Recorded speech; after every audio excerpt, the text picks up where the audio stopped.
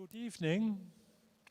I would like to kick off this exciting event. A very warm welcome to all the participants to this year's Archiprix competition.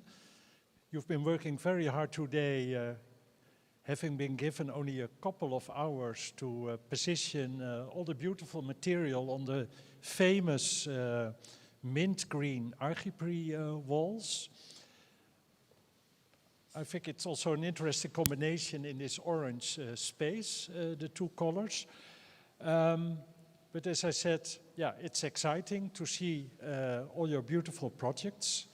And it's not just that we celebrate that we can see all the projects together, but we also have tonight a BK Talks, a discussion on the meaning, the relevance, and the beauty of the Archiprix, the annual Archiprix.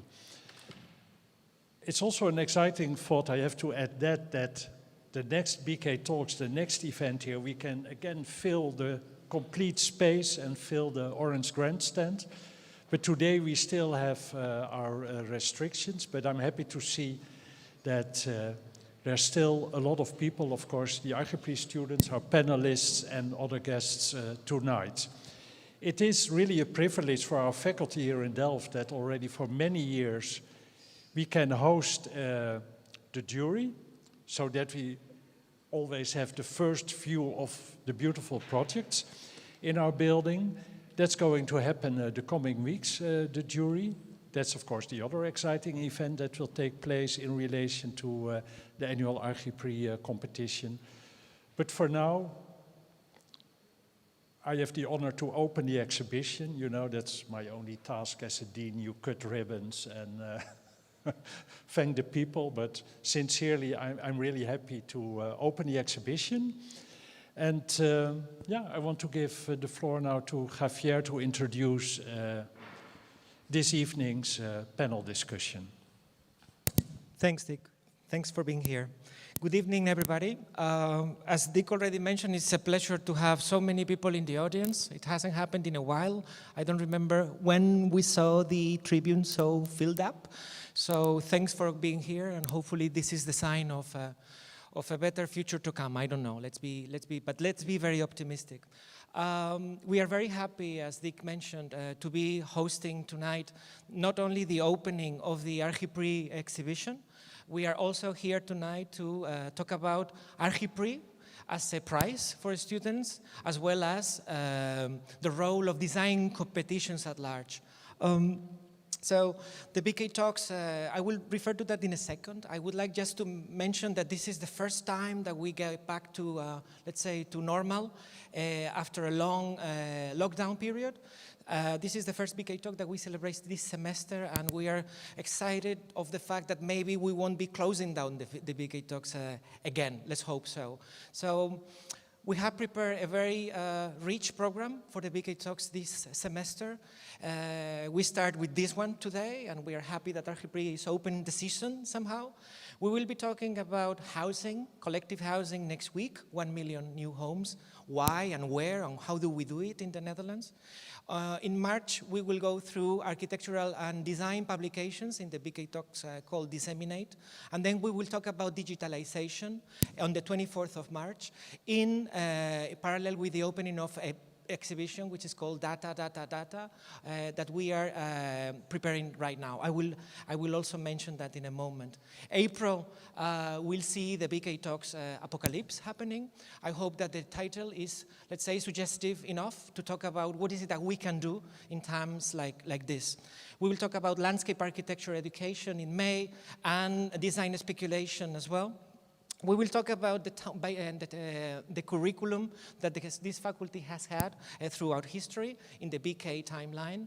We will also address who makes the city, who are the agents nowadays that do actually make the city let's say, beyond the traditional ones. And then finally, we will end up with the BK Talks borderlines about territories in political friction. This is a wrap up of what we'll be doing this semester. Hopefully everything will be live here at the Tribune as well.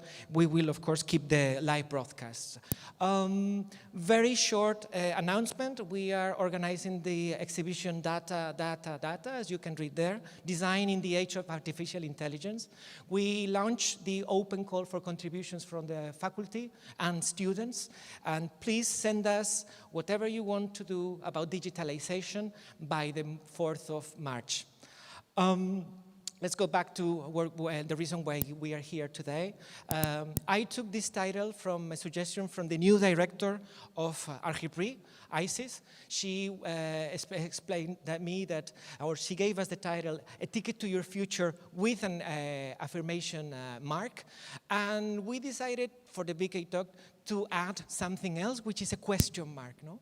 And the reason why is that we wanted to talk about, first, about Archiprix, the role of a prize like this one, not only in the Netherlands, but elsewhere, a prize with a very long tradition. And I'm very happy to have Henk here, who has been working for Archiprix or by Archiprix and to Archiprix for so many years, no? I think that's an example of what is it that we can do as architects beyond or besides practice. Then, when we were started thinking or designing these BK talks, I started wondering whether it was not only interesting to talk about and celebrate Archiprix, but then start looking at the competitions at large, no? What is the role of design competitions, architectural, landscape, urbanism competitions, no? How do we do them? What's their future? What's their role? And hence, we started having a look at those. I have been always fascinated by architectural competitions and the role they have represented in places like this one, Chicago, no? Back then. But for me, as a student, I've always been fascinated by those second prizes and those honorable mentions that in architectural competitions sometimes don't win for many reasons, be them political. This is La Très Grande Bibliothèque de France by OMA, a very well-known project. But to me, this project in 1999, before I even studied architecture, was extremely not only appealing, but it was one of the inspirations I had in order to enter the architecture school, no? What it meant, what it represented. I mean, there's so much has been written already about this project that it's needless to say what it means, no? But not only in terms of program, representation, the concept, etc., it really broke through things, or at least it made me personally, as a future student, want to study architecture, which I did the following year, no? So I think that this, let's say, second prize, or not, it's not even a second prize, but one of these prizes that don't make it to the competition are so inspiring. Finally, a very inspiring project won the competition. That's a very well-known project, Dominique Perrault's contribution entry. But yeah, anyway, I've always been very fond of those second prizes, no? And this building that you see here is another second prize, one of those that don't make it because of many political or other reasons or disagreement in the jury. This is probably something you don't know, because this is back to my hometown, back to my village. This is the city of Madrid where I come from, which is not so well known. And this is a competition for the Telefónica headquarters, no matter what. And I really found it a super bold interpretation of what the headquarters should be. It's a proposal for a 500-meter tall tower, which also inspired me enormously. Of course, it didn't make it to the winning because of many reasons. I guess that a company at that moment was thinking of a suburban campus outside the city where you go by car, and of course, it didn't have anything to do with what the, let's say, the company wanted, but still, this was such a, let's say, inspiring second prize to me as a student that I've always been very fond of it. It's a project by Campo Baeza. In any way, I don't want to extend. I had prepared something longer, but I think that I will stay here. I want to give the word to our moderator tonight. I want to thank Beatriz for being here with us tonight, as well as Ifra and Lesia and Ronald and Lisbeth and Felix, my madrazo, who has also been my colleague at the Y Factory. Beatriz will introduce them with a little bit more care than I will do. I just want to introduce Beatriz Ramo myself. She is an architect. She was born in Spain, studied here, and I thought of Beatriz to be the moderator when I started checking her website. I knew her from previously because I have heard about her participation in the Atelier International du Grand Paris in France, and she has been so much involved in competitions that I think she was one of the best candidates to be the moderator tonight. No? She has been explaining me a little bit in detail earlier what her career has been about, and indeed she is the product of a competition. So actually a competition gave her a ticket to her future, and the future of Star Architects Strategies and Architecture, which is her office now in Rotterdam. So I think she has been through ups and downs with competition life, and also from both sides of the competition, being a designer as well as being a jury. So she really has a lot to tell. If you check her a website, which I did in order to prepare these BK talks, you see, well, this is a person that knows what a competition is like. So please welcome Beatriz and the whole panel. I give you the word. I won't speak any longer, and I will get back to you at the end of the BK talks. Thanks very much for being here. Thank you.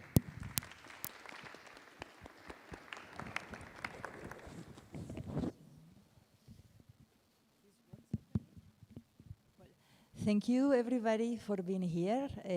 Also, thank you, the speakers, and also the audience in YouTube. I thank you, Javier. It's really, for me, very special, as Javier said, to be here, because everything, well, most of what I got with my office, it was in one way or the other through competitions. So it's very special to share this debate with you.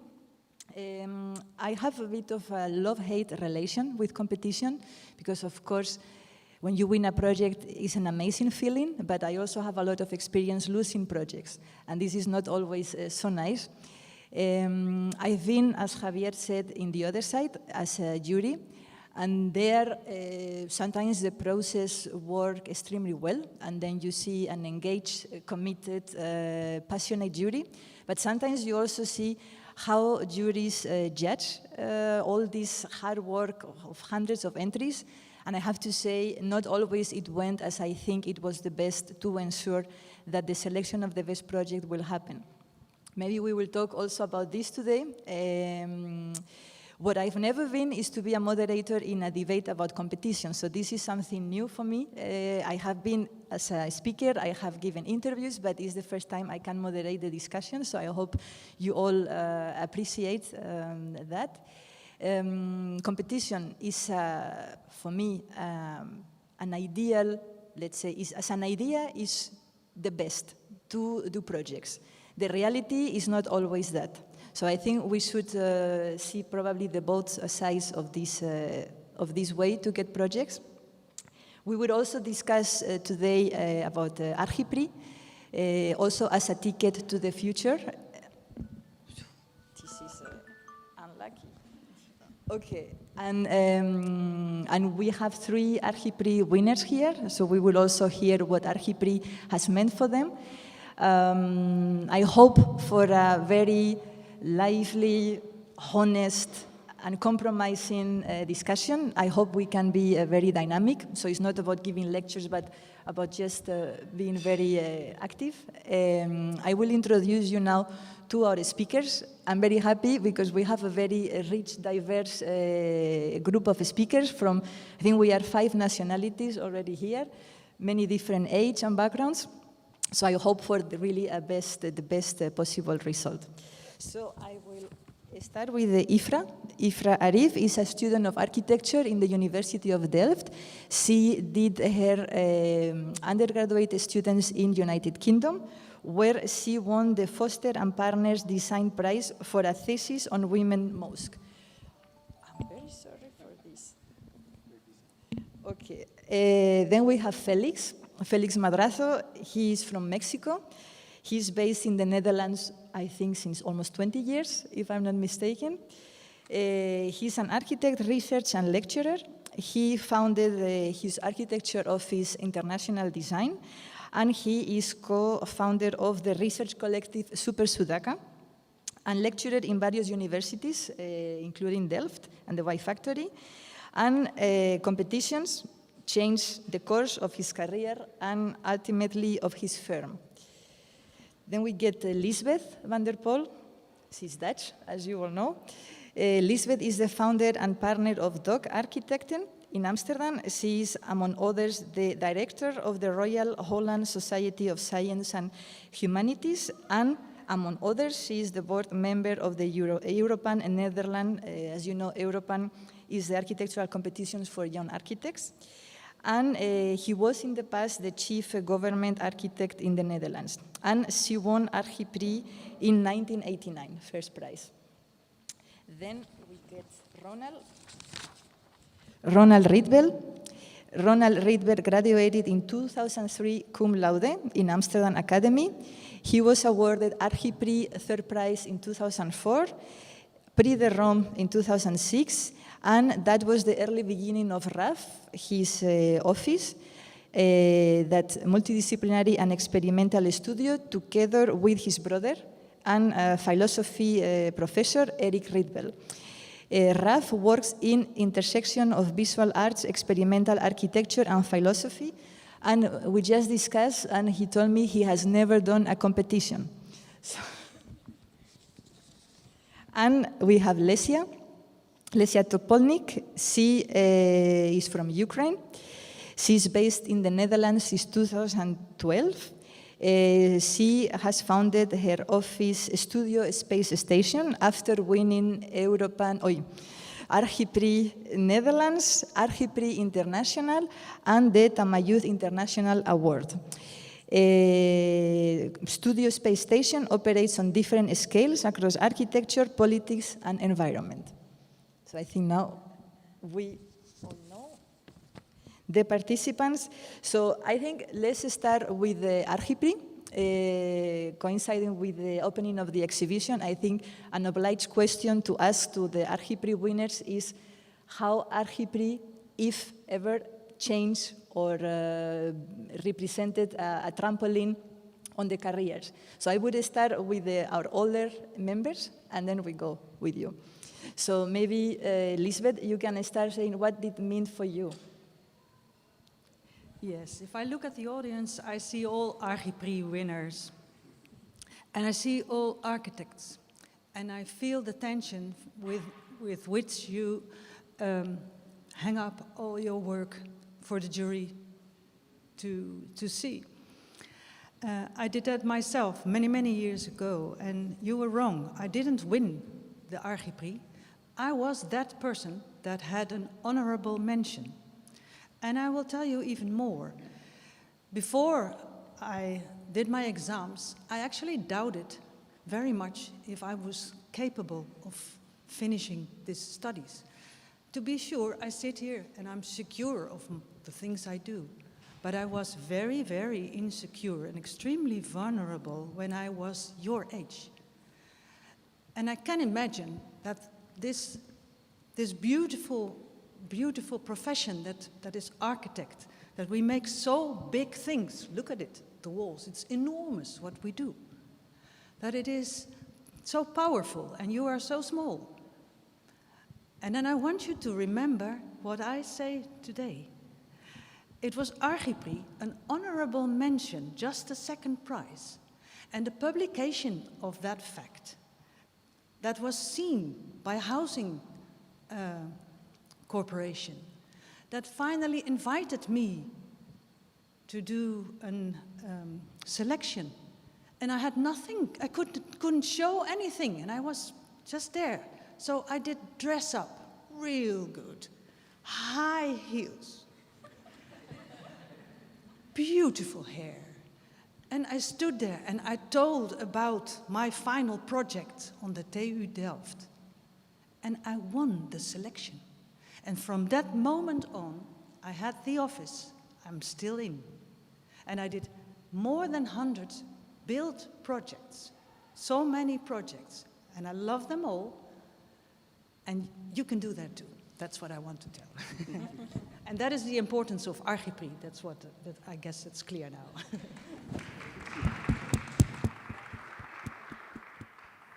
So Ronald, maybe you can share your view.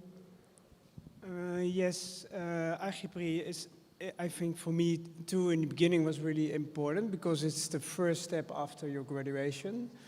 But even more the period before. Why and how do you enter Archiprix after studying a year on your graduation plan? And this period before Archiprix was for me actually the most important because it gives you the possibility to work 1 year focused on one topic, for me at least at that moment. So, and I thought this is something which is really important to me, even more than the award, although the award helped me with some first commissions. But it even, for me, it was a reason to also participate in Prix de Rome afterwards, which is also both competitions. For the Prix de Rome, for the Archiprix, you have to be selected by the institute you're graduating. But Prix de Rome is also a competition for people of your age afterwards, which is also an early stage competition. That's a real competition. So I did one real competition, and that was actually the one at Archiprix. It was the third prize, and it forced me to go further with the Prix de Rome, and it was the golden medal. So, and that was actually those two together were the big boost for the next phase. But even more for me, it's also you are also a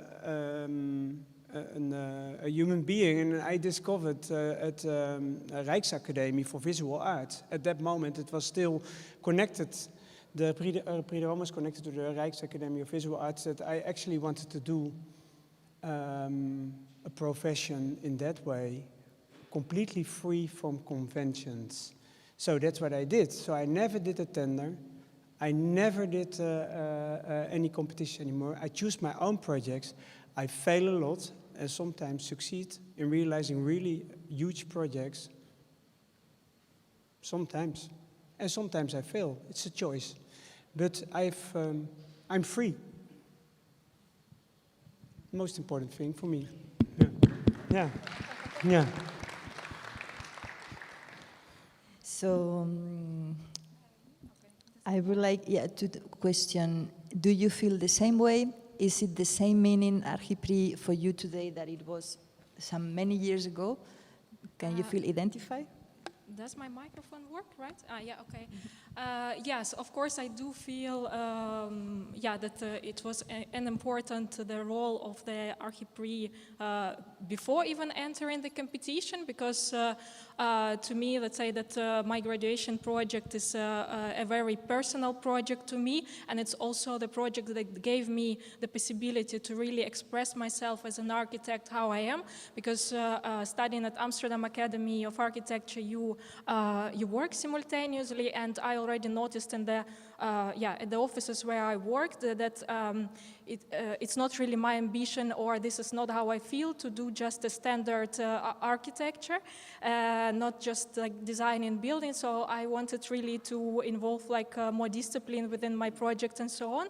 And I knew that in order to be capable of doing exactly what you wish for, I needed some recognition of my work, and that's why to me Archiprix was important before I entered, of course, it's even, and afterwards it's really give you first of all, that confidence that what you stand for is really relevant, and it does bring attention to that people look deeper into into your thoughts, let's say, into your project. So from that point of view, to me, Archiprix was really important, and I did got invited afterwards to certain projects. competitions, so it was easier, let's say, to navigate within the professional field. But simultaneously, I felt that because my project was so large and was more a project for the discussion, it was not meant to be built. It was something that I still had to prove maybe within my professional field, what can I do as an architect. So to me, being an Archiprix was not the end, let's say. I was not there yet. Well, still not there, but yeah. So you all agree that Archiprix gave you this confidence from being insecure to have a sort of recognition. And also this sort of credibility towards potential clients or municipalities that could then believe like, okay, he's a young architect, but he has some potential to give. So Ifra, you are not an Archiprix winner yet, but probably you are very much thinking about the prize. I mean, especially after seeing all the exhibition. How do you think a student can win Archiprix these days? I mean, which are a bit the requirements? How can we ensure a potential winner? I have no idea. Honestly, like, I mean, I'm certainly aiming to be considered for such a prize. However, I think what I would think about more is what am I going to study in that 1 year that I need to study for my thesis, right? I don't think my final goal would be Archiprix. Like, I think that it would be, for me, more about picking something that I would enjoy studying. So, yeah, I don't really know what the answer to that is. My guess is that it would be to do something that responds to the current social and environmental and economic problems. So obviously things like housing, things like sustainability-oriented projects are very much in the trend nowadays. But yeah, I feel like, I mean, obviously trends change. So I think it's more about honing your own skills here. If I may add, I think this is exactly what is very special about Archiprix, that it's that competition that, let's say, gives you an award not on, you did not have an agenda what to design, so you really yourself build what you want to stand for, what you want to present, what you consider to be right, and this is like, presentation of your own, who you are as an architect and as a professional, and your philosophy, let's say, of your work. And that, I think, is really, really great about exactly this competition. Mm-hmm. So, yeah.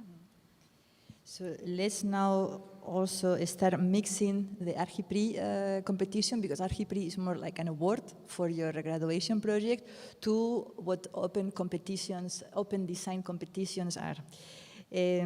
Felix, you are a Mexican architect, you are based in the Netherlands. I know how it feels because we don't have the network that maybe the Dutch can have. So when you want to take the risk to start your own office, sometimes competitions is basically the only thing you do, at least in my point of view, to start generating projects. Can you maybe tell us what you meant in your little text, that competitions really change eventually your firm? Yes, thanks, Bea. That's exactly the case. I mean, when I was working in OMA, as some of you will work in some office, and at some point you feel claustrophobic and you're like, can I do it on my own? And you save some money in your account and you're like, okay, let me try my office. Of course, nobody's gonna call you. And maybe nobody will call you even for 20 years. So you might as well start doing a competition, because that's the only way that you could get a chance. So we had some money in the account, me and my partner, not a lot, but I think to survive for like maybe 6 months. And yeah, we won the first competition we did for housing, and it was a very large competition that, it was in Spain actually, and that was amazing because of the money, to be honest. I mean, without that money, you cannot have an office, and that's it, you know, like nobody will call us in any time for sure. But we had some money in the account to do many more competitions and win more competitions, you know, like so yeah, it's economy stupid at the end, you know, like please put some money in your account, and yeah, so. But it turned out well so far. it turned well. It turned out well. Locally, also that project got built, which is one of the things that competitions are. Is you win it, and we have won several, but only few get built, and this is another frustrating moment that is not only about it's honorable mention or second prize, but also even winning could be frustrating. And so, but it's a very nice career, huh? No, because you win it and there's a whole war ahead of you. You think that that's it, but no, the war has just started, then you're confronted with the client and the contractor and a whole lot of fights. That's the job, and comes with the money, so that's good. But it's true that you first think the most difficult thing is to win the first prize, but then you realize almost the most difficult thing is to keep the project in the house later and to keep it as standing for your ambitions. Yeah, it proves to be super difficult. Like how many times with you some have to clients win it? and some others has been like a heaven, huh? But I would say most of them it's hell.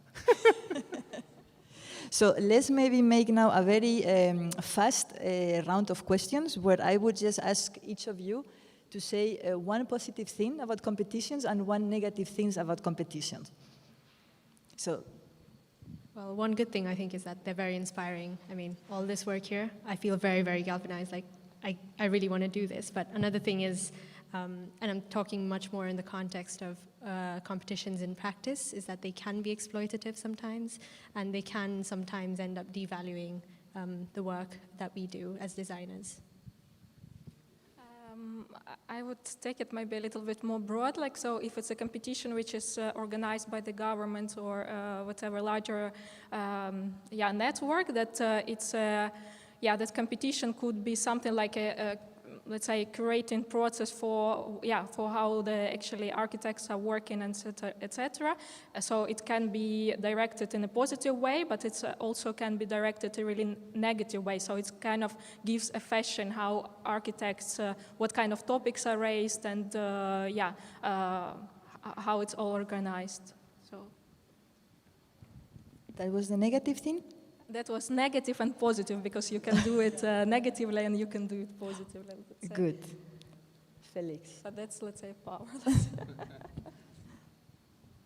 Negative. I'm addicted to competitions. It's, even I can bitch about them, tomorrow I will be doing a competition again, I'm just addicted. So I don't know, negative, yes, there are negative things, but for me, it's always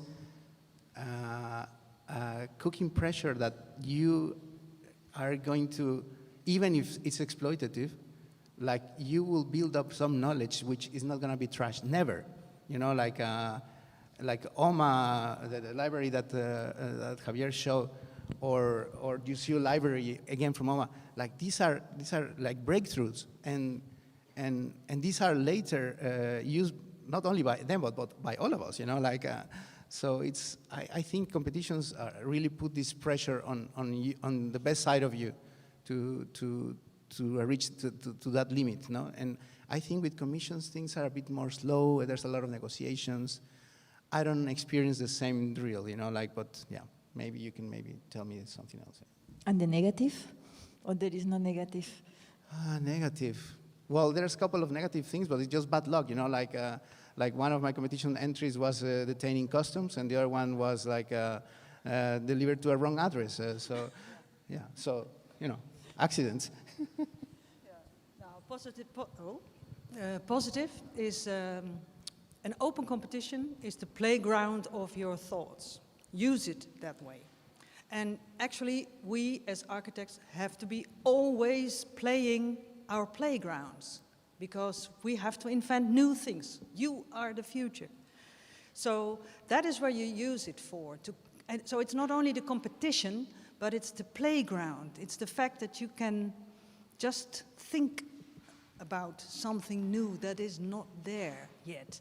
And competition is good. It's healthy. So I would like, for example, I do competitions in my office in between the members, and so just to have the best answers. So that's nice. And negative is when you lose. You have to learn somehow to get over it, which is difficult because you did a lot of investment, not only in money, but in thoughts and in emotion, etc. A lot of transpiration there. So you finally have to come out with the word, daar zijn we weer goed vanaf gekomen. I don't know how to translate that in English, but you somehow have to say, okay, very good that we lost this one. We didn't have time anyway, so you have to get away with it. So that's I think, the negative thing. Ronald, maybe? Yeah, something? I think positive is that you can start from your own fascinations if you join the good competition, and I will advise you always stay close to your own fascinations. That's important. It's a bit in line with Lisbeth. And the bad thing is, of course, many lost human energy. And so that's the bad thing about competitions. Because, yeah, so if you see, it's not only you that wins or loses, and you all have a good rate, but there are many people who lose. And not just once, but many times. So where is the energy going? So that's something that you could consider. What is really good about Archiprix is that the way it's organized is fantastic. I think that there is also an honor to all people that participated. There is a fantastic jury book, Henk. It's really a compliment, deep out of my heart. When you asked me to come, I come here because you are, Henk van der Veen, who organizes Archiprix already for a long time, that there is a long line in the way the competition is organized, and I think it's beautiful to see all the reports, all the energy is there. There is, yes, people lost, some people won, but the energy is there, and that's what for me it's fantastic. So, I think this is very good for the whole field of architecture that you did this for such a long time. Thanks. So we, at least in the positive aspect, we all agree that competitions or the Archiprix pushes the boundary of design and forces us to rethink, to reinvent, to be more progressive. And the negative part, of course, is when we lose. Although, if we are positive, we also have learned something, even if we lose. Out of all this, we talked before that for you, competition is like a learning. You do it to learn more than to compete. For me, if I may, I'm the moderator, but I'm going to give my opinion. I enjoy, as Felix said, there is a sort of addiction in doing competitions because you have this very unreal 100% freedom. Because that is, let's say, 100% freedom. You still have to comply with a brief, with a deadline, and so on. But in another hand, you also have 100% uncertainty. You depend 100% of what a jury, that you cannot even talk many times. It's just, they are going to judge your panels. What this jury is going to judge or think about your project. And it's very disappointing to win, or to lose, sorry, but it's even worse when you lose to a really bad project. And then you really wonder, how is it possible that mediocrity can also win first prizes? Because it happens. And then there is, I think, only a jury to blame for that. Because I believe that there were better chances or better projects to be picked, but the jury didn't do a good job. And now I talk from the other part as a jury member, how I saw, for example, passionate debates, like 4 people of the jury love one project, 3 people of the jury love this project. There is a battle, but at the end what happened? That project that nobody loved, but nobody hated, just made it to the first prize. And then this is a bit disappointed because a project that maybe did not generate any debate, did not polarize, made it secretly and became a first prize. And I have to see, I see this in many competitions. So you probably have been jury members, all of you.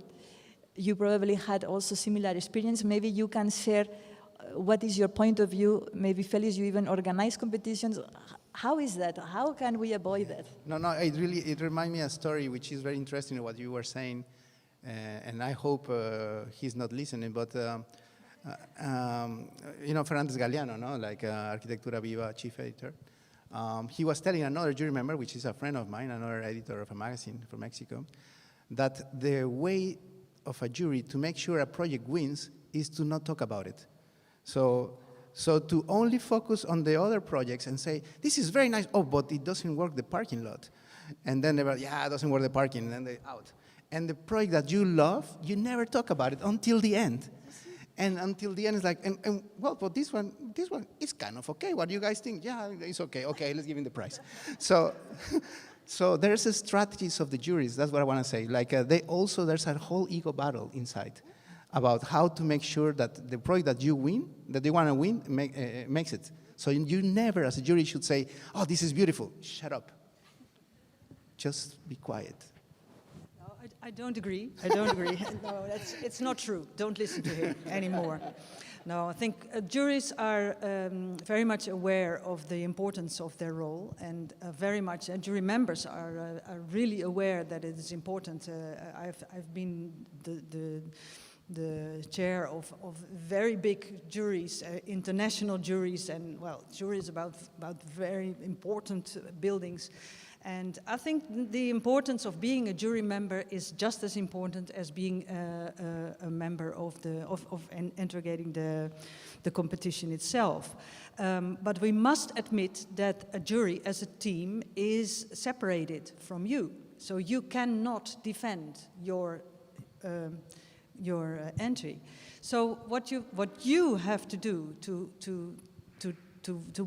be aware by the jury is to be able to focus. So let the jury focus on something you want to tell. So your selling point has to be seen, because nowadays competitions are more or less like lists you have to think of. So you have to do A, B, C, 10 points here, 2 points there, 3 points durability, and 3 points sustainability, and then the environment, and then that's a bit too much, actually. So, but at the end of the day, somebody has to have this project of yours in mind when he starts talking. And that is your role. So I don't agree. I think they are very, very much, responsible, or have this responsibility much, but they are But do you alone. think there's an ego battle between the jury members? Oh yes, they do. That's remember. what I'm saying. So in order to do. win, you have strategies. Yeah, you do. They do quarrel a lot, but that is, of course, so they have their own atmosphere around them, and it becomes a family, Yeah. happy family or not, Yeah, it becomes a family, and that's a strange thing that happens. But you can't do anything. Yeah. One last time, I will say something very small, because you just say, I was one time an organizer of a competition. It was called Sudapan, because it was we don't have in Latin America Europan, so we made a joke, so let's make Sudapan. But anyway, so I was the organizer with Super Sudaca, and the jury was Vinnie Mas, Karel Weber, many famous architects. And it was incredible to see the discussion, because I thought they will look into the drawings, because every time as an architect, you're like, oh, beautiful render, and then you think, no, and the discussions were about the ideas. It was amazing to see that they were discussing about the ideas. Even the drawings were ugly, you know, like, and I was like, respect, you know. For the first time, I was like, oh, there's some ideas, between especially Karel Weber and Vinnie Mas, so, okay.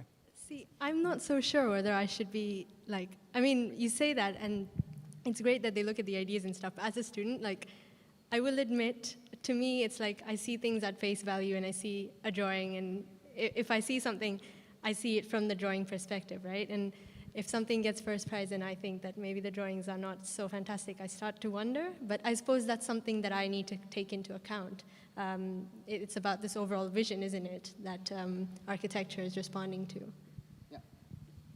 Well, I think especially these days, we see like extremely good level in graphics, but professional level. I don't know where all this is learned, because it's really astonishing. And also how easily sometimes is to camouflage a not so good project with an amazing graphics.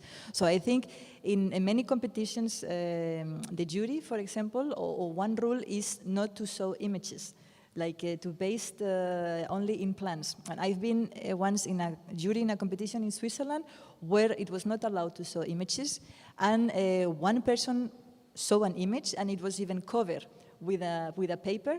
And I even dared to look, and they said, no, don't look at the image. You just look at the plans. This cannot fail. The image you can always fake, but they really wanted to just judge from the basics, not from the image.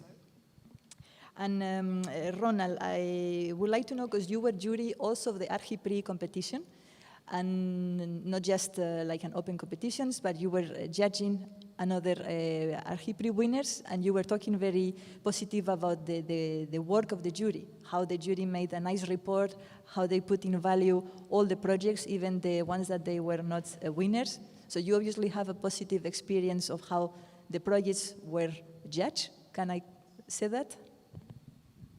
So can you repeat the question in one sentence?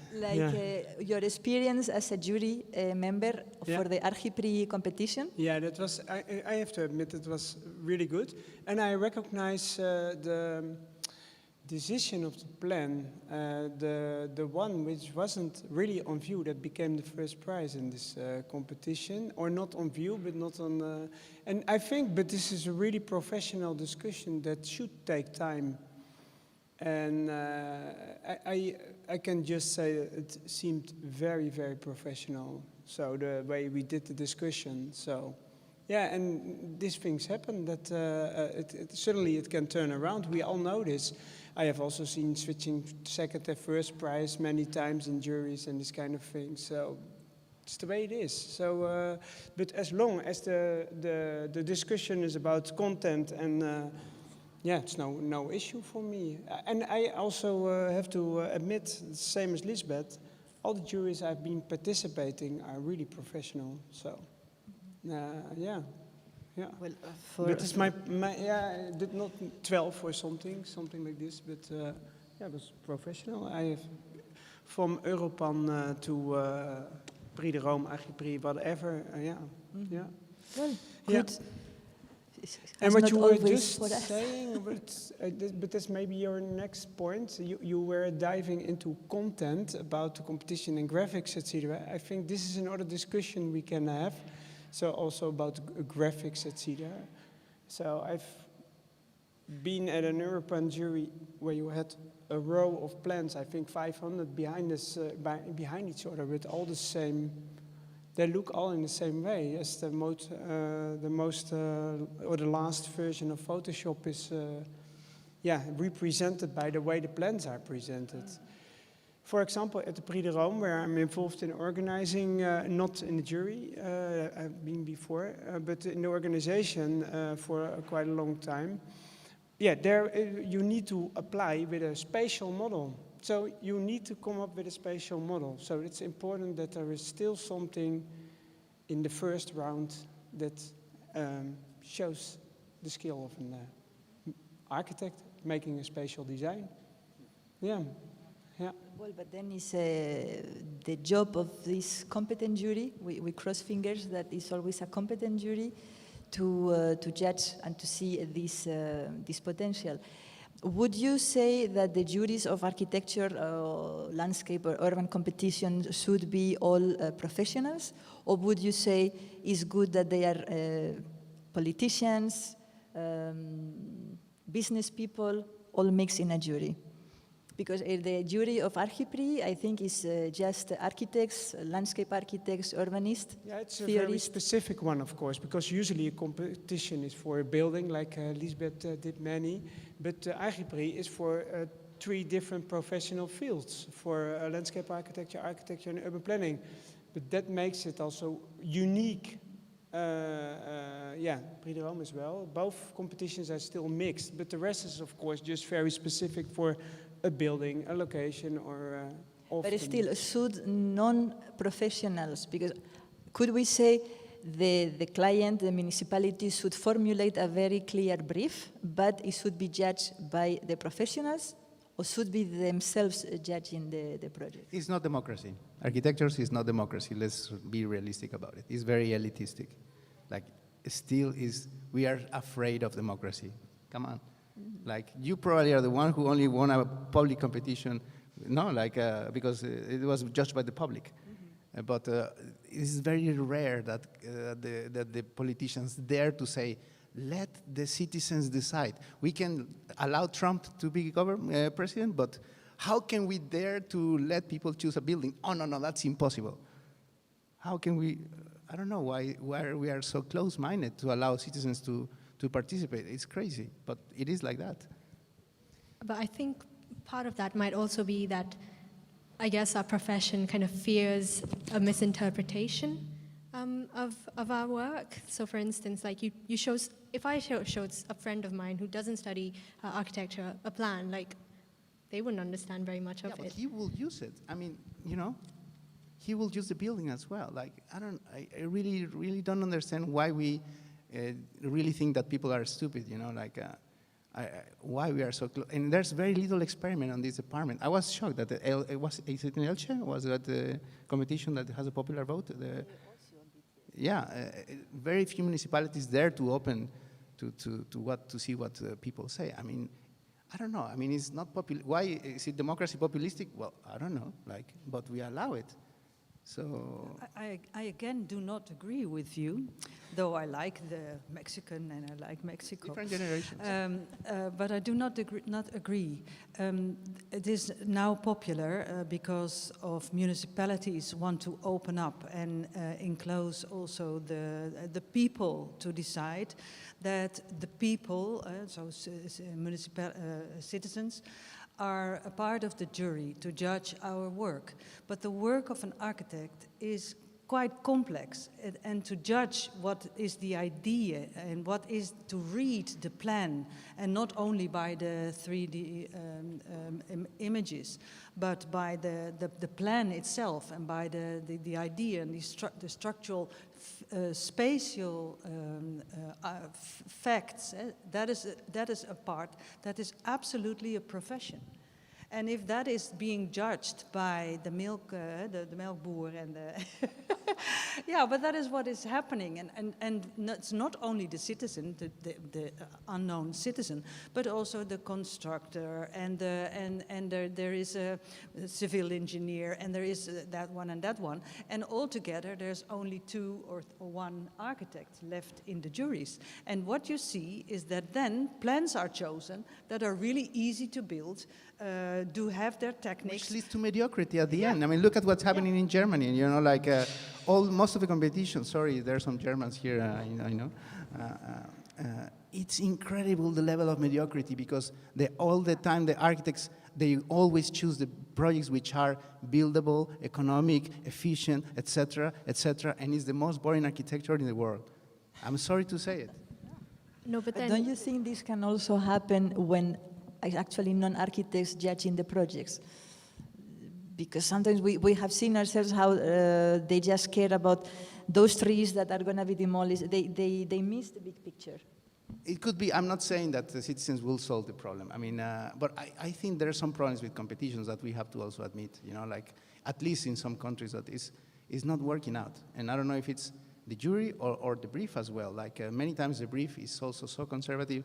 Like again, Javier was showing the library of OMA. Like when was the last time we saw such a competition? You know, like it's been a while. It's been a while that we are like, oh my God, look at that competition entry. Getting excited. When? Or are we getting old? Maybe you can tell something.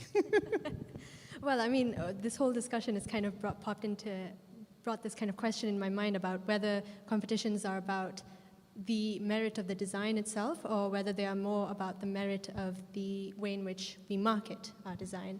And I'd be quite interested to hear what you guys think of that, because I'm still a bit confused on that matter. Well, I think, if I may, to ensure a good result, I mean, you need a good project.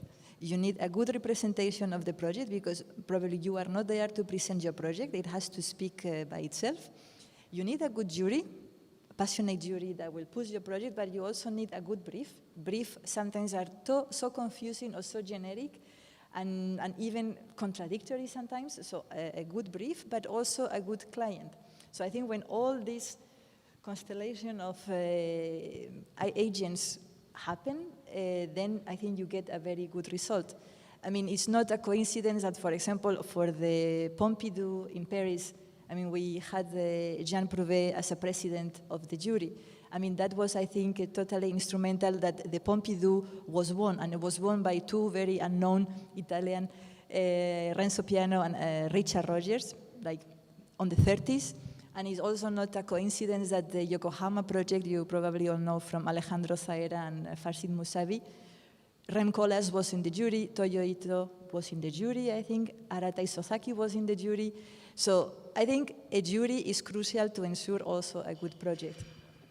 And Alejandro Zaera, I think, was also on the 30s. So these were really projects that probably none of those architects would have ever dreamed to receive just by as an assignment. So competitions, I think, has this magic that you can get assignments that they will never give it to you as a younger, foreign, or starting office. So this is also why, as Felix said, it gets addictive, because you don't have to do from the beginning the extension of the garage of your cousin, but you can really dream about a library or about a museum or about a terminal in Yokohama. But when are you going to ask about the question about the restrictive competitions? Because, come on, I'm burning. Yes, now it's coming. So this is, like we see all these competitions. You ask, when are we going to have something like this again? Well, I think in the Netherlands, never. Because I don't know what's going on in this country, but if I may, they are afraid of young architects. And it's very nice, the Archiprix, all these things that push the confidence of the architects. You also get a lot of subsidies that will support the work, the research of young architects. But when it comes to give you a commission, I don't know then what is the problem of young architects, but it's very difficult. I know there are exceptions, as Ronald, who never did a competition, but for the vast majority, it's impossible just to dream about getting a commission just like that. To make a swimming pool, for example, you need to have built 3 swimming pools in the last 10 years, for example. You always have to have built references in order to participate in all these, or many of these assignments. There are small competitions. I mean, small young architects can aim for an ice cream pavilion in a park or a bamboo house for small things, but the real commissions, the ones that you can sustain an office, are very difficult to enter for young architects and for not so young architects. A friend of us, Atelier Kempetil, did once a very interesting research that was showing that basically for many of these restricted competitions, only 3 offices in the Netherlands could take part. And these offices you never heard about, so I'm not even talking about OMA or MBRDB, you never heard about. So why is it that this country supports so much young architects in one hand, but later restrict in such a brutal way the access of unexperienced architects into competitions? So maybe. Yeah, I think I will give the word to Lisbeth, because you were the chief architect. Yes, I was a chief architect in the period of the crisis, and I think the crisis had something to do with this turn. I am a part of, and you as well, I'm part of the lucky generation from the 90s, in which we got commissions and we won competitions, and there were so many competitions that we as young architects could start an office one way or the other, or we grouped together, or we did it on our own, or we became partner in an already existing office, but at least we could. And I must admit that changed. In 2008, there was a mind shift, not only an economical financial crisis that took hold extremely in the building companies, but also a mind shift from experiment. We were asked, for example, to experiment in housing typology, to try to make a compact building and then still make buildings with a garden, for example, so people that could walk into the garden. So we puzzled in all sort of 3D DNA sort of dwellings in order to give an answer. But that sort of questions were, of course, experimental. And experimental design actually stopped existing from 2008 because people became, and you can't blame them, they became frightened of the economy. And building is something that has to do with so much money, and so any building is a lot of money. And people got frightened. Corporations, the building corporations were cut down because they had they spent too much money on the wrong side of the road. So they were cut down and hold back in their activities. And so the other clients that were there are contractors, are big companies that are absolutely driven by security measures and not by experimental design. And that is maybe we should say that was 2008 to 2022, and you are the generation now to start that turn that again. I think it's going to be, because the first things I heard, it's the last thing I want to say about, is that corporations are already being asked to take more advantage, ownership of the new housing building. And that is a good sign, because that is a sign that they will become to experiment again. And for experimenting, they need you. I'm not so sure it's like that, but because I was just meeting a huge contractor from the Netherlands, and he was saying off the record that municipalities tell them, there's this tender system, but we would like you to work with this list of architects. And they have this famous list of architects for municipality. And of course, you will never be there. This list of architects includes Meccano, MPRDB, KCP, whatever, the offices that we all know. They will never be your office there. How can we have a transparent, open system? Really, can that change? Yeah, for example, for immigration, we were asked at that time to design for immigration. Is that question ever asked these days? Never. It should be generic. So generic housing should be generic. Housing should not be generic. Housing can be specified for people, for families, for groups. So family housing and group housing. And I think we have to bring up the questions for them. I was having this idea that, for example, we have in the Netherlands an institution which I love and respect so much. It's called Stimuleringsfonds, which has given our office and also our collective a lot of times very timely support for research purpose.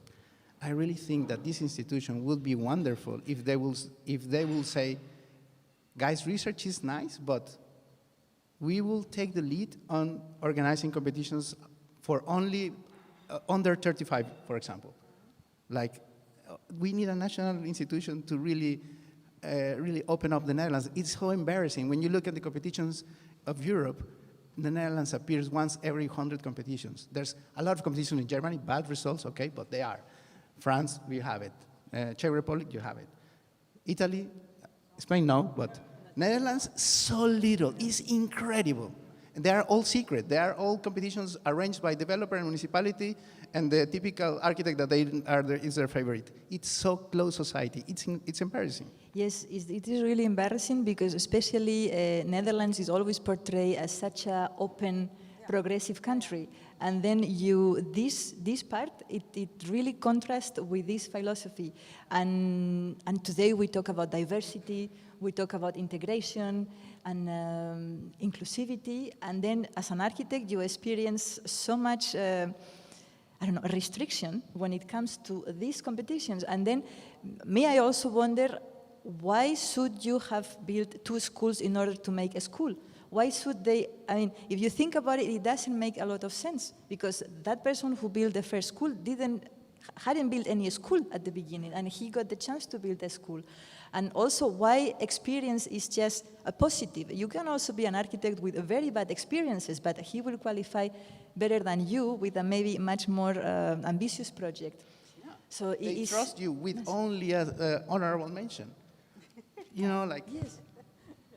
And also, if you think about all these very famous firms we all like, I mean, just see how most of the best projects they have, they were done at the very beginning of their careers. They are much more interesting projects than many of the production they do today. So I really don't understand, and maybe this is an open question to whoever municipality, institution, developer is hearing us now. I mean, why you are so scared of non-experienced architects and young architects, if they are also so really bad and mediocre old architects? So it is really something that it really doesn't match with the philosophy and the openness of this country. And now I want to maybe switch to young architect competition, the ones that the old architects cannot take part. For example, Europan. I remember when I was a student, I really wanted to do Europan as soon as I graduated. And I was even feeling pity in that moment for the old architects that could not take part anymore. I didn't know that in the future will be the opposite. They get everything. But I also see, and now maybe this is a critic for the young architects, Europan, to put an example, it was also this tool to really get progressive and the state-of-the-art design. And you can see at the very beginning, we see the legendary projects like Berlin Boys of MBRDV or Pixel City of NL Architects that probably were never ever meant to be built. So the young architects of that time, maybe they had other ambition. They just wanted to experiment, to learn, to try to really go radical. And they never meant to be built. While you see now the editions of Europan, most of the results, and I don't want to say all, there are always, of course, great exceptions, but you see a much more serious, conservative results. Let's say projects that are very decent, but you wonder why it is necessary to make an Europan and all this process in order to achieve that result. So is it that the young architects are becoming more, let's say, they want to ensure implementation, they want to go for building, they don't care so much for the radical ideas? Is it that the juries chose the wrong project? Is it that because young architects cannot take part in the serious competitions, you want to ensure a commission out of a, let's say, progressive competition? Why is it that maybe the risk, or you are less willing to take a risk? What is it?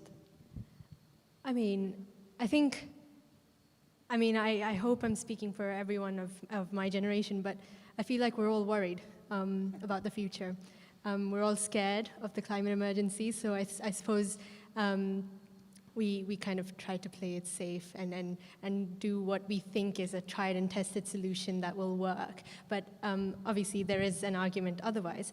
I think the second thing that's also playing in is also, I guess, the way we are taught to think in architecture school. I mean, we are taught to think so that in a way that prepares us for the current practice, right? So we are taught to think in terms of construction details, in terms of insulation, in terms of ensuring that our building is airtight.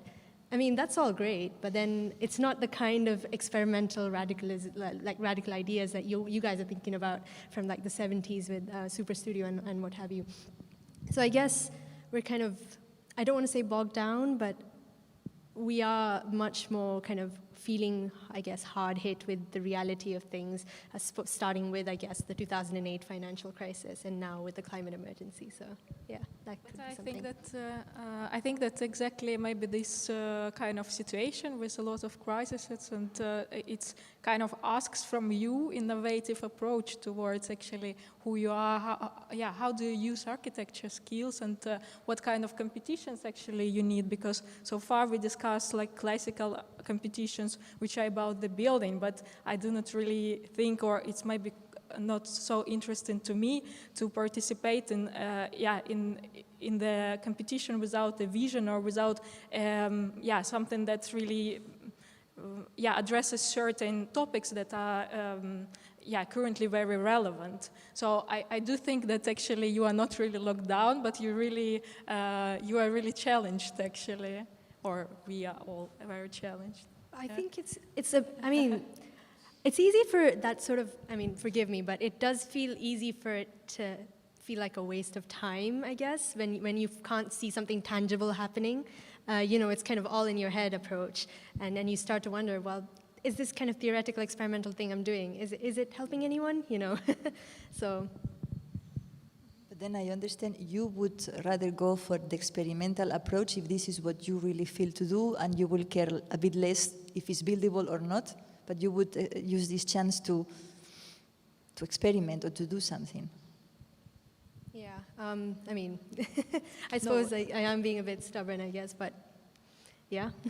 But I think that like the references of competitions, yeah, very cool, impressive images. Those were also the projects which addressed really, yeah, there were really cool, strong ideas. So it's not about just making a cool design, very impressive, wow. It's really about doing something very smart. So it's not always about yelling, shouting, and so on. So I think it's still possible within these times. It's only cannot be the same OMA library. It never will be anymore, let's say, probably. Do you have maybe? I just wanted to add something about that 2008 was not only a financial crisis, it was a cultural crisis. Let's not forget that the whole field of arts, whether it was applied arts, architecture, as well, let's talk about the other arts, were completely eliminated in the Netherlands. The whole cultural climate collapsed. All creativity was eliminated till zero. Of course, also with neoliberalism that became stronger and stronger over time. And I think the climate, yeah, we may hope that we can change the climate, because in the end it's the conditions, the Ministry of Spatial Planning. I got my first commission from the chief government architect before Lisbeth, from Mels, directly. That was over Frits was before you. I don't know, but Mels. So it was much closer. If they thought, hey, they are interesting, those are interesting young people, we invite them on our atelier in The Hague and pass by. Hey, maybe you can join this assignment, even not a competition, but an assignment. I mean, and but the whole climate change, and now we have a minister for housing. Where are we talking about? So he's going to think about housing on its own, or how is he going to solve it? This is not. This is a very bad condition to create a good spatial question, architectural question, any question. I mean, the political circumstances are at a zero level to create the circumstances for architects, also for young architects, but also for anyway, if you don't connect 1 million houses where they're talking about to the issues of how people want to live right now, that's different than 40 years ago. The climate, of course, we are living below sea level, we all know this. So if you separate these questions, there will be never an interesting condition to come up with. Especially what you say now might be the new turning point. I because hope. There is, I hope so. So there is no future for our old architects and our enormous questions about, but there is small questions for a new generation. Absolutely. And actually, Absolutely. I want to make that comparison again with the crisis before 2008. That was in 1988, and actually that was the specific year when I finished my studies on this university. And that was a year you wouldn't even think of starting architecture in the Netherlands. You go to Barcelona because there was Olympic Games going on, or you went to England, but you, of course, you had nothing to do, no money, whatever, in the Netherlands. So, but somehow, a few years later, this period, this huge hallelujah period of architecture and competition started, and young architects were integrated. So I do think that we are on some sort of small zero point at this specific time as well, and that it might be the beginning of to ask new, small, but very relevant questions. Yeah, indeed. And what you were saying, stay close to your heart and your personal fascinations. It's for all of you. And I have to admit, we had a bit of better circumstances, but I just do unsolicited work. I generate my own work. And you can say you have a nice portfolio, but I took many risks during my career. Many risks, financial risk, risks in the sense of content, anything. But just to do what I want and what I find important, my own agenda. So, and that's a risk, yeah. And you can say, yeah, but you have all the conditions. It's not completely true. It's also the experimental urge to explore something for yourself from your own agenda, from your own personal fascinations, and to start with something. Of course, you need help, you need external circumstances, but in the end, you can. I hope that you're right, Lisbeth, that we are at a very resilient. Start an office, start a competition, group together, which is also so very important. So you're not on your own. Your neighbor is doing the same shit, and so cling together and start an office. Do it. Take this advice. Yeah. But I think the beginning of my question was exactly that. Is it that the young generations today are willing to take less risk than before because they are more concerned about all this financial insecurity? I mean, is it not for a reason that when we check, for example, I pick Europan because I think Europan everybody knows, but if you compare the number of entries of Europan and the registration, for example, Europan 4 had 4,500 registrations, and the last Europan had 25% of that. It was 1,000 registration. So why something that was, I don't know, I think for me it was really the thing at that moment. It has less, obviously less, it creates less interest. The chances of building an Europan are also very little, so people are less interested, so because they think more about implementation than about the chance to experiment. So, I mean, it looks a bit difficult. But you say you are very optimistic. You say maybe it went so bad already, it cannot get worse, and the only thing we can do is now get better. But don't you think that it can also be that the brief is not interesting for the young generations? Maybe they don't want to do housing. I don't know. Maybe they want to do something related to climate change or biodiversity, or I have no clue what you guys are interested, you know, like, and if those briefs are available, you know, like maybe those briefs are not available, and the only thing that you can do is housing for blah, blah, blah seniors, and you're like, I don't want to do that because the brief is so restricted. Very interesting. I am wondering, yeah, I know for me, yes, but you know, maybe not for everybody. Yeah, I mean, there certainly is like a conflict, as previously mentioned, about, you know, my personal interests versus the interests of society at large. And it's, you know, this interests of society at large are a lot louder, I feel. And that's my personal take on the view of a designer, my personal view on the role of a designer. But obviously, Ronald, you are, you know, you're making an exception there. But yeah, like when I'm looking through online, looking for competitions to sign up to, there's two things that I think about. One is how much does it cost for me to join this competition, and two, is it of interest to me? But then most of those things that they, you know, have in there are like, oh, emergency shelter for X, Y, and Z, or a housing thing, and you know, to someone who's very interested in housing, that's fantastic. But then for someone who would rather design an airport, it's not their gig, is it? But this, what you say, you check how much will it cost you to take part in a competition. You mean the fee to take part? Because that is another, for me, unacceptable thing, to charge a fee to enter in a competition that they don't even pay you money to take part. So I think this is, for me, one thing that should not even be allowed. I think Europan charges money, right, to participate, but this should not happen, because that is the first thing you check, for example. This should not be like this. Maybe to finalize and to bring a bit of hope, and to whoever is listening can be inspired of this. One last question for the jury, the speakers. How can we improve this situation? Can we say competitions should not have a fee? Competitions should not ask 11 A0s, because this is also insane, and this happens especially when you don't get any money. Can we talk about this? Can we fix, for example, a percentage of when the municipalities do a competition, a percentage of non-experienced young architects, do we really need to do those things? Like now, for example, they always fix a percentage of women in certain committees because, well, I've never supported positive discrimination, but at one point we have to also start, when there is so much discrimination, to start fixing a percentage maybe for non-experienced architects. And at the end, what is the risk? If the project is bad, it will not be chosen. So there is no risk. The client will not be stuck with a bad project.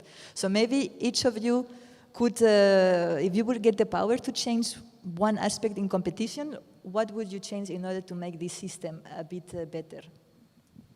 I mean, I want to counter that with a question. What sort of competition are we talking about? Are we talking about competitions that students do or competitions in practice or generally? Professional competitions. Ooh, that's a heavy question. But you could say like a non-restriction for a number of references that you have built, no turnover, because sometimes you need to have make a 2 million turnover in order to participate in a competition. So it's...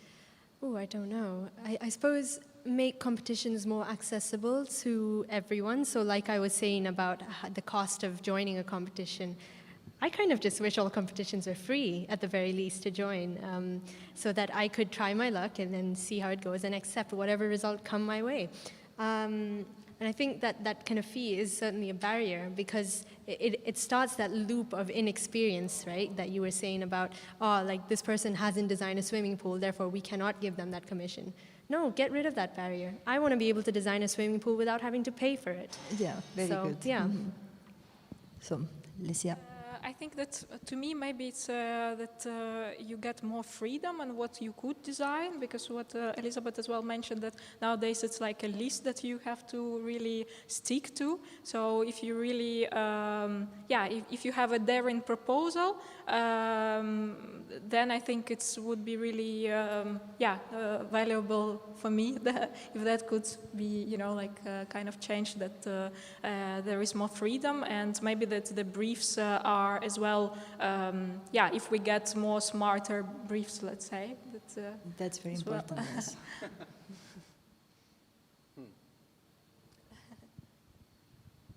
What would be the best thing to do? Yeah.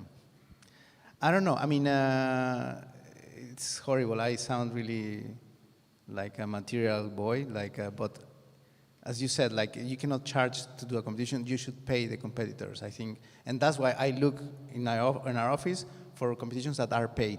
But of course, they are restrictive. And then, so the proposal I will do is that offices can enter as long as they team up with a young office. So kind of to really pair them, and in a 50-50 kind of scheme. So it's a very simple proposal.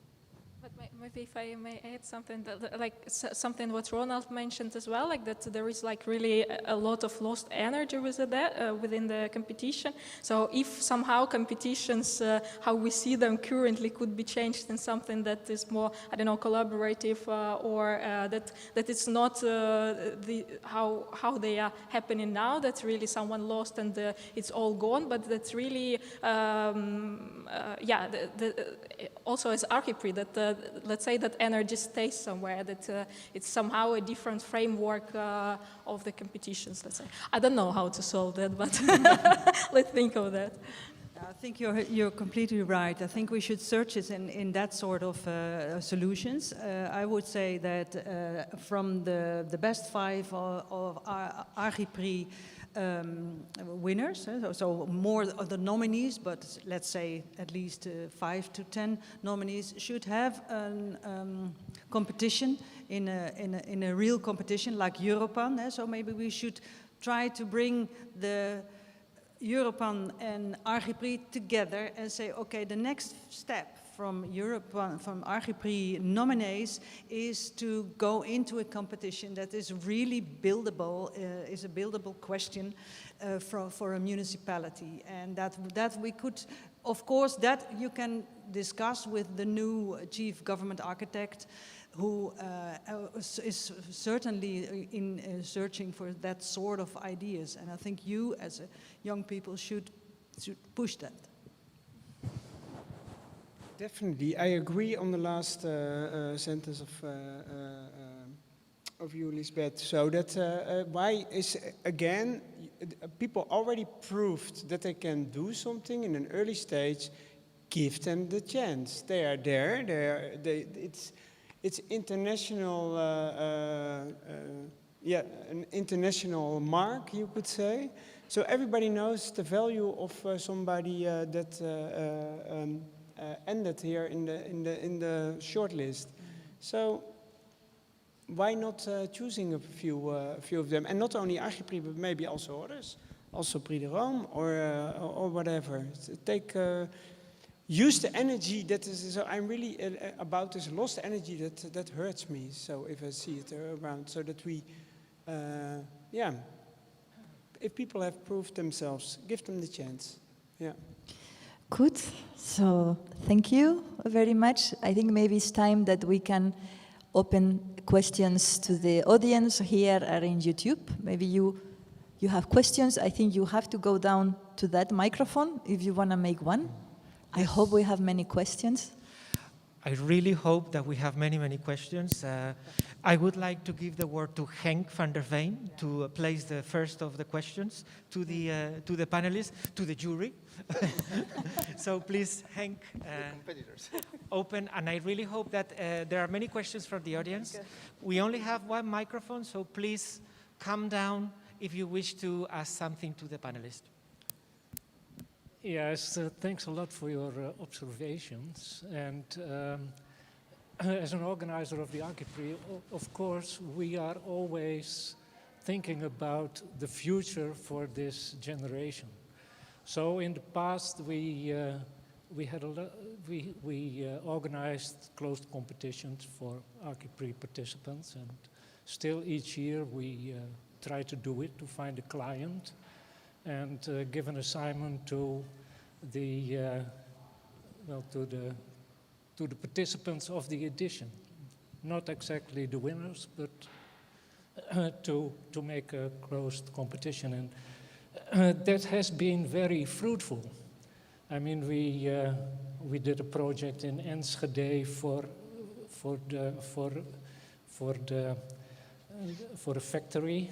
With the client was a housing company who wanted to build houses there, but that couldn't happen because there was no place for their development in that economic situation. So we helped them with talents to develop an alternative scenario, and it helped the client. It became a big success, and also there was an office that started there, the Cloud Collective. You know, so we are constantly looking for things like that, but as Archiprix organization, you cannot do that alone, but you need the help of clients who see the value of that. So I think that is a big challenge to find structures or like the chief architect. Yeah, I think so too. You need a connector for this, and a chief government architect is the person that has an overview on at least in the Netherlands, and should help with this, not? So yeah, it's for me the logical. And also the housing companies. I mean, that's how Archiprix started. That there was a lack of quality in the built environment, and they saw that there was a lot of quality in graduation projects. Yeah. You know, so it would be very good to have this back on the table, and I think that would be a big challenge for the future of Archiprix. And but also it would be very good for the whole profession to pave the path for people who are really talented, and I think that is good for everyone. So anyone who can help with that, that would be great. And also from the different professional fields, so from architecture, urban planning, and landscape architecture. So I mean, that you keep those three in mind, so continuously, for all the questions we do have in the Netherlands at the moment. I mean, with landscape, there are so many things to do the coming period, but yeah. So I think maybe make an appointment. No? Yeah. Yeah. So I'd like to give the microphone on the one with the next question or remark.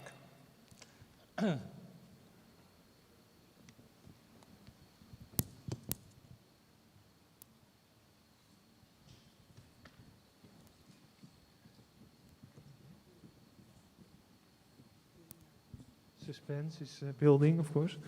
I will go a bit closer. Hello, thank you for the talk. Very interesting to hear from people who won a lot and lost a lot, I've heard today.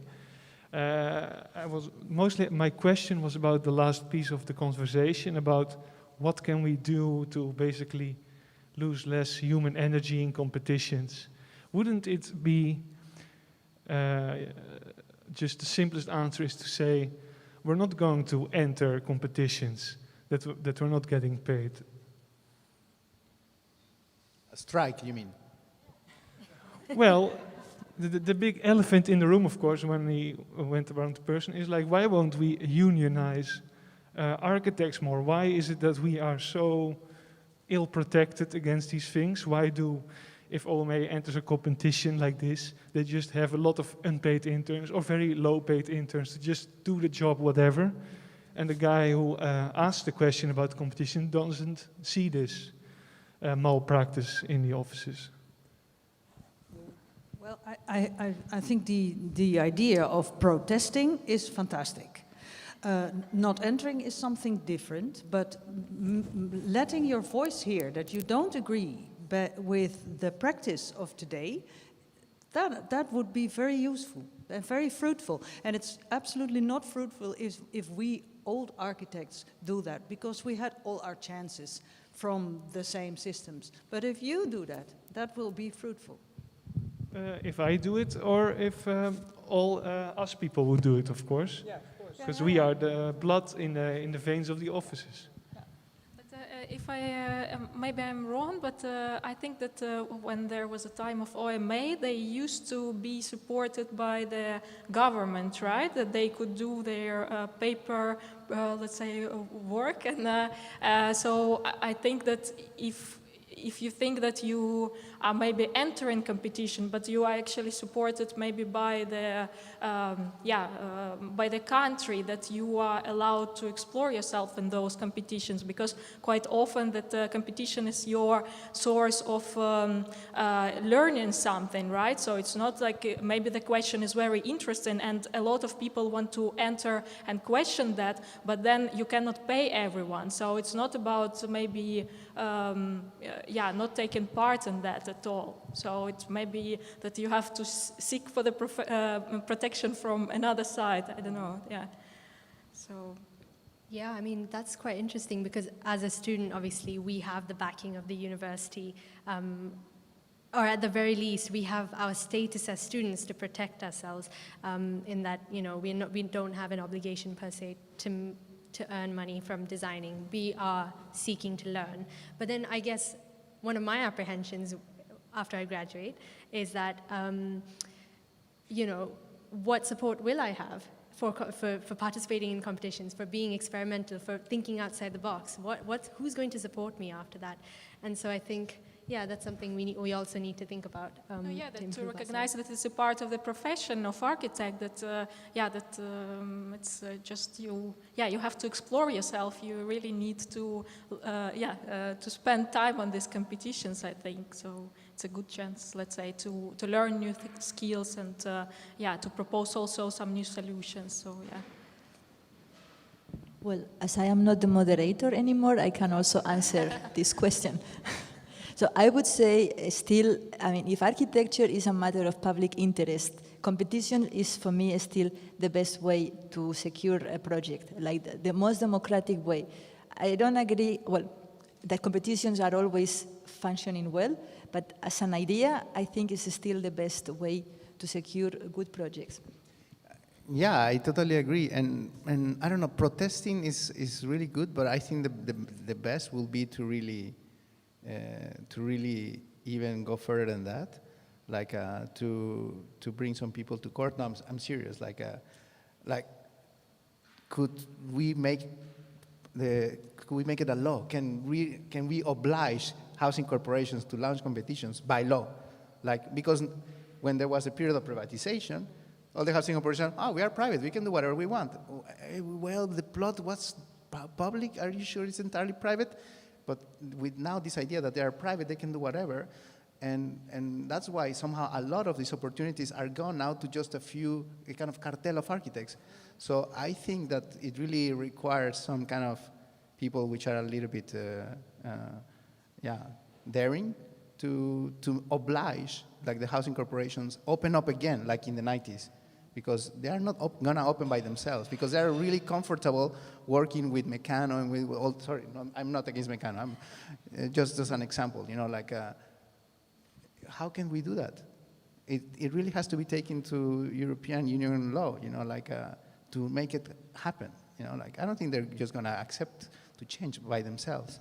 I think that what happened in Rotterdam, like, so I was a part of that they are having a program currently that they research, okay, at least assignments which they gonna then give to those experienced architects, but they involve younger architects to at least question, what the further assignments gonna be, you know, like that, and this way you already, as a young architect, you could enter a professional field, and maybe you can, later on. And maybe survive, but that's not enough.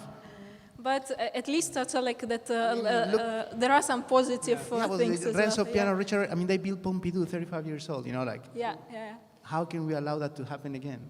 Yeah. I mean, I suppose rather than saying that we strike, maybe as designers we should encourage negotiation with whoever's running these competitions. Yeah, indeed, and I think you have to take over the anti-squat for your living, so that you are architects. So we have many.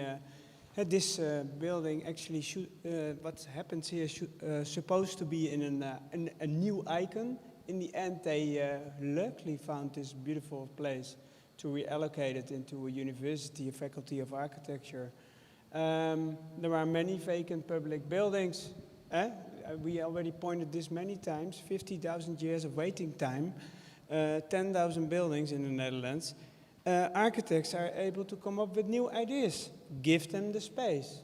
So no money for housing. So you start actually with space, working space and living space. Now, this kind of things, it is again the chief government architect who can help with these kind of things, but can be offer other. And you can think about the future of a certain location or building or maybe vacant NATO airbase, whatever. So that you arrange other kind of qualities that you can create, that you generate conditions for an experimental attitude and conditions to live. So could that be like a subsidy that the general government will say, okay, this year or these 3 years we will work on vacancy, and then give to the housing corporation or whoever who apply for this, they could get a subsidy, as long as young offices can enter, you know, like with conditions, like you know, like. So that you use the space that is available, and you are all people that are able to deal with space. Yeah, but again, as long as you involve everyone. Of course, you can. Because if we always go back to the same offices, I mean, what are we talking about here? No, but there are sort of structures in the Netherlands that are quite easy to walk along to achieve this. So we have the chief government architect who is close to the minister, but then we have the provinces. I don't know what is the provinces. The provinces mostly have some sort of spatial minister or under minister sitting, and all the municipalities are now more the cities have some sort of city architect. So we have a structure of chief architects along the road, and what we should do is mobilize that triangle of power to ensure that that each municipality everyone has an empty office or whatever, that is linked to a competition or a commission to a young architect. And you have kind of it's not so very difficult. It's in the Netherlands, specifically in the Netherlands, it's not so difficult. You work. I remember you work a little bit with thematics as well when you were like. So I think it's quite easy for the general government to say, okay, we're going to focus on vacancy or on circularity or climate change, whatever. Yeah, and now all questions are coming which are together, interesting for you. Becoming, Yeah, but then it's all like I mentioned with the whole negotiating thing. I think competition, like the organizers of the competition, need to be like more open to suggestions from the participants, I guess, and to accept whatever is coming from them in terms of, for instance, I'm a participant. I say, actually, I think we should be paid to be competing, or actually this should be a free competition, or and be willing to accept that kind of feedback. Were you saying that what if young architects do the brief? I'm saying what if young architects contributed to the brief? Yes, because I think that is part of the role of a designer. That's also very interesting, I think. Yeah. Because who made the brief at the end? I'm sorry, but thanks for your answer. Was it an answer on your question? The discussion derailed a bit, but I'm very, very thanks for your answer. So, other question? It was a great derailment.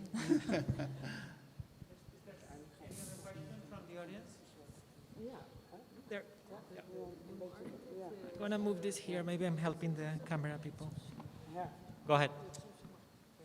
Thank you very much for your very fruitful discussion, but I feel that young architects have been protesting a lot the past years, coming from the UK, studying my bachelor's there, especially when the COVID happened and the quarantine, graduating, needing to find a job, an internship.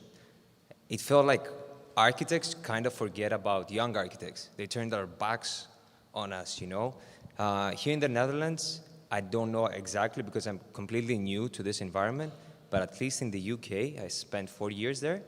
And in the UK, for you to do your master's, you're required to work for 1 year.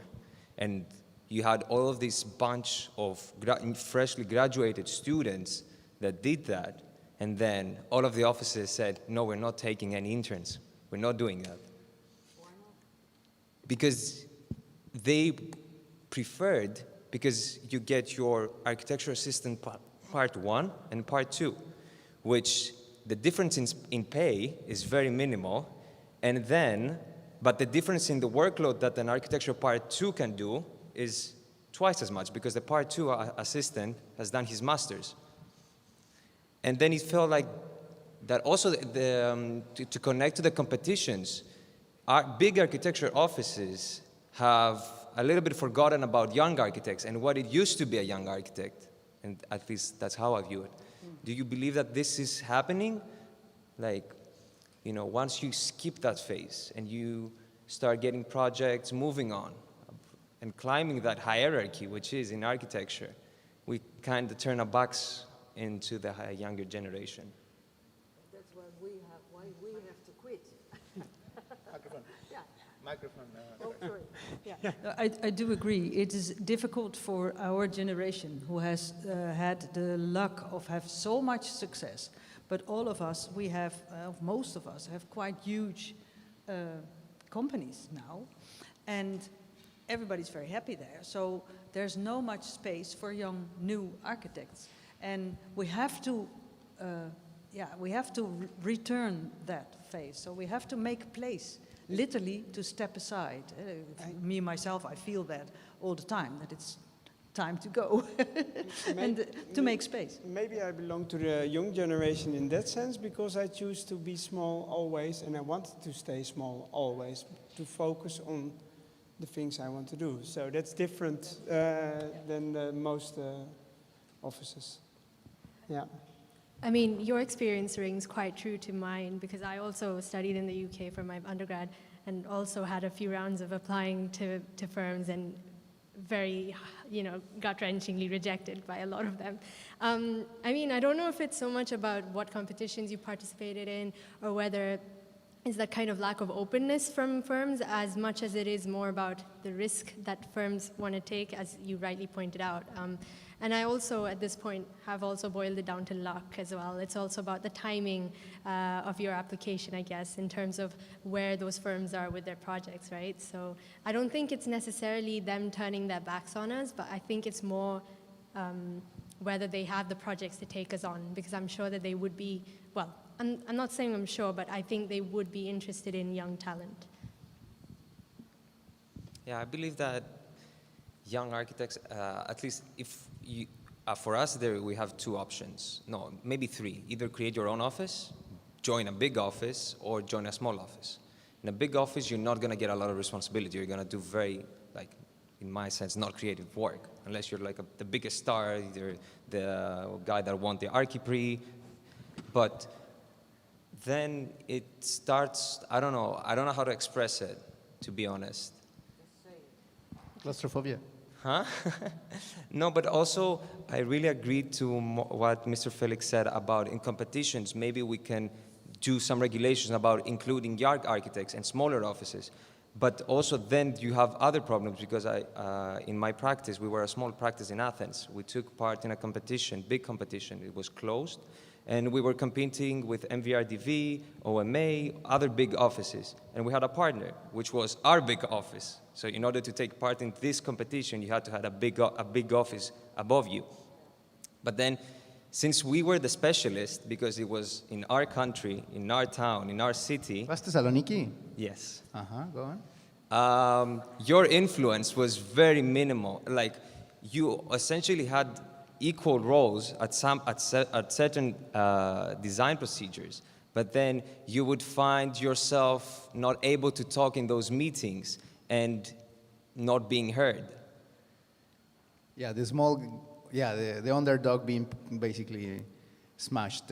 Exactly. So there's a big risk in the scheme that you're saying. For example, something which at that time I found completely offensive in that competition, we were collaborating with two other French offices. And during the meeting, they would start speaking in French. Yeah, that's what they usually do.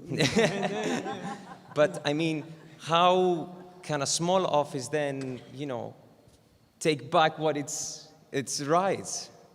When they try to also expand their horizon and take part into these humongous competitions, such as the Thessaloniki one, which was about the...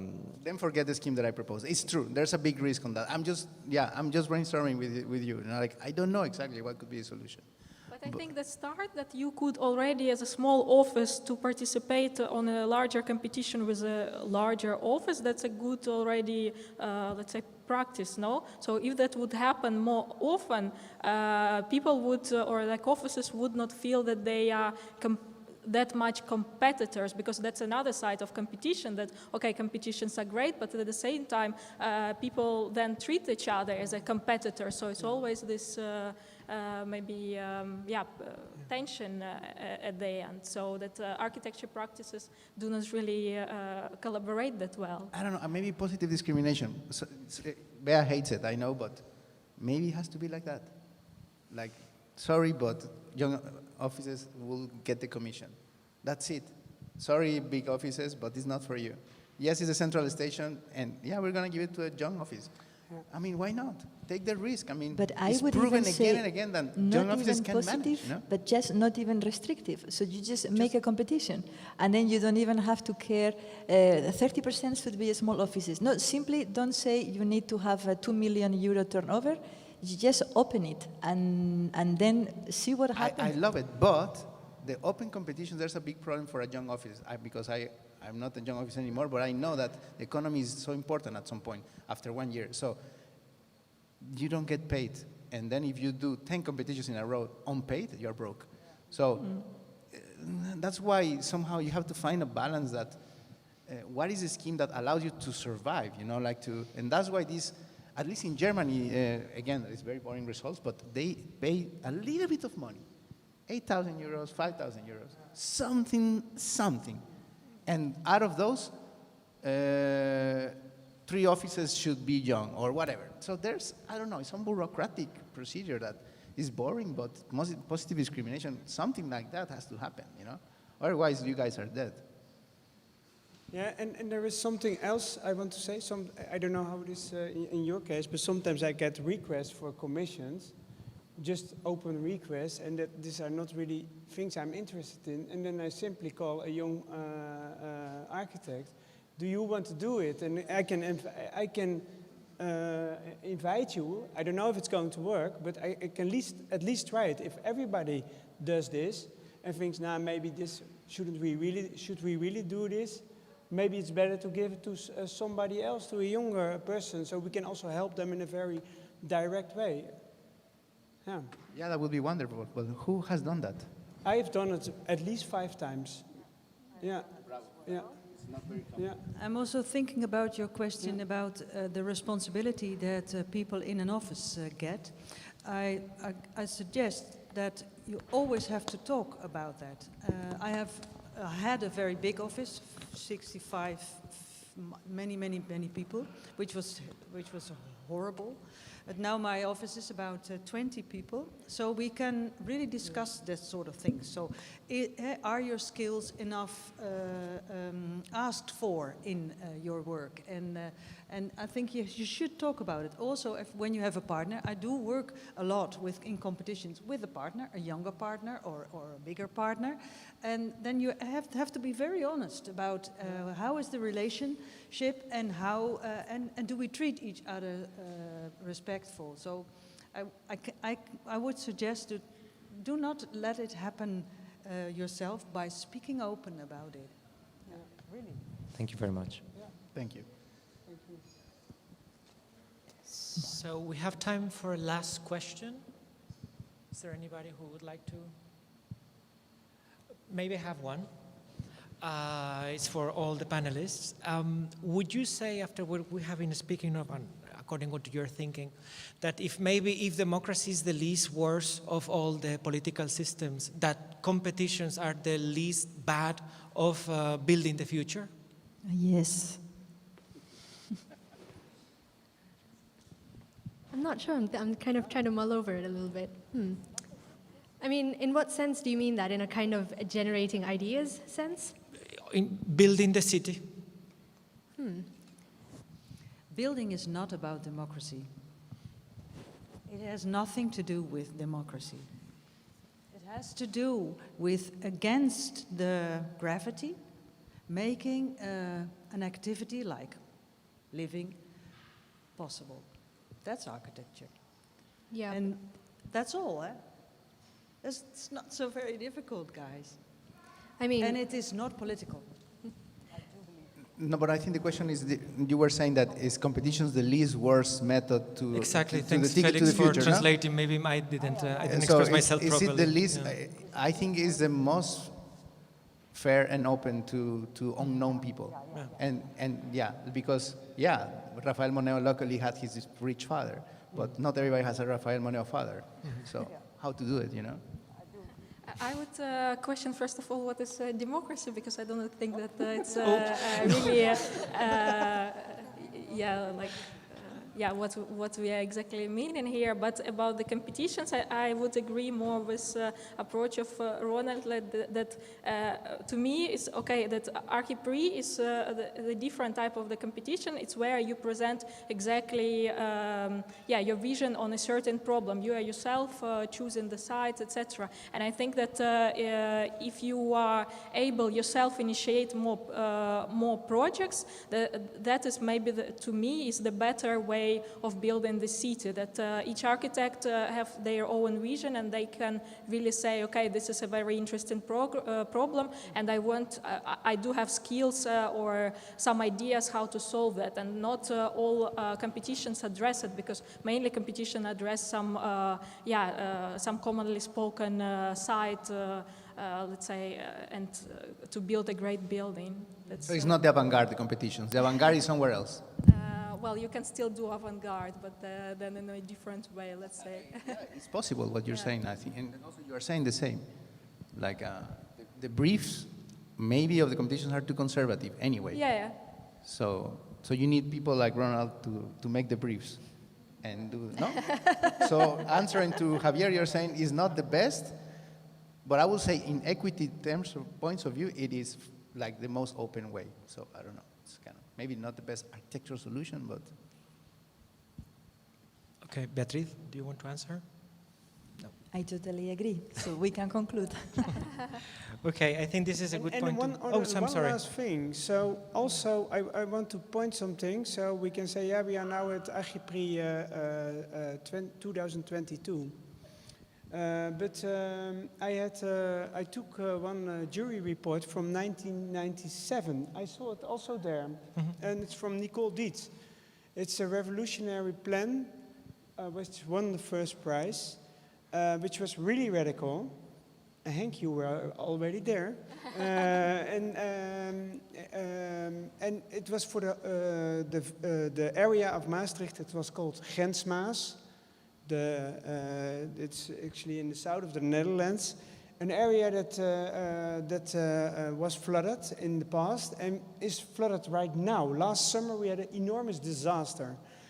If they would have had this plan already started 25 years ago, it would have been completely different. And also economically, there was a whole smart scenario of earning money on one hand and on the other hand making a new landscape, a transformative landscape. And again about the human energy from the past, it's good to review also what has been made, Henk, because nowadays things are in a different context, maybe totally out of date, but maybe also very to the point.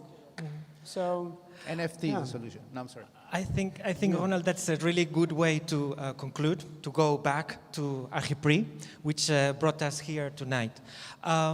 Before we leave, I would like to remind everyone that next week, Francesco Venstra, you have mentioned him several times, the chief architect of the Netherlands, will be here with us discussing the 1 Million Homes program. So it's, again, a great opportunity to discuss city and politics. I think they are absolutely related, and one cannot exist without the other.